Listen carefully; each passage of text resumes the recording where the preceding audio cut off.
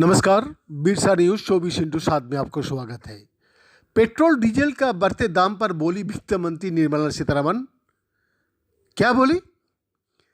Petrol diesel की बढ़ती कीमत अब एक राजनीतिक मुद्दा बन गए हैं और वित्त मंत्री निर्मला सीतारमण दाम कम करने की जिम्मेदारी राज्य पर डालने की कोशिश कर रही है। वित्त मंत्री निर्मला सीतारमण ने शनिवार को चेन्नई में कहा, ये एक विवादास्पद मुद्दा है जिसमें ईंधन की दाम कम करने का सिवा कोई भी जवाब किसी को नहीं जचेगा।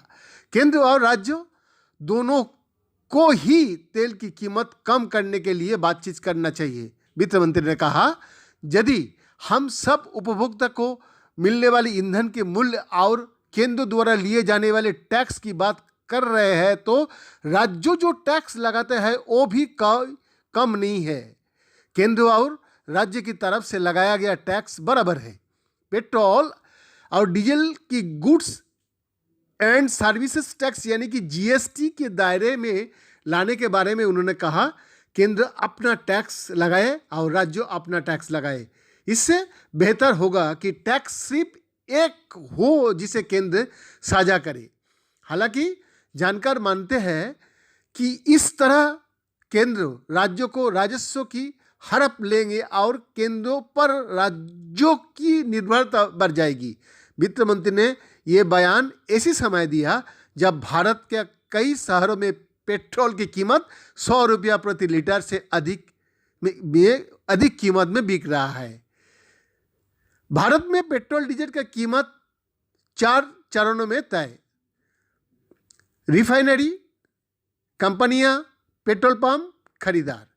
कच्चा तेल विदेशों से खरीदा जाता है, फिर देश की रिफाइनरियां में पहुंचता है और वहां से पेट्रोल पंप पर पहुंचता है। जिस दाम पर आप पेट्रोल डीजल खरीदते हैं उसमें 50% से अधिक टैक्स होता है।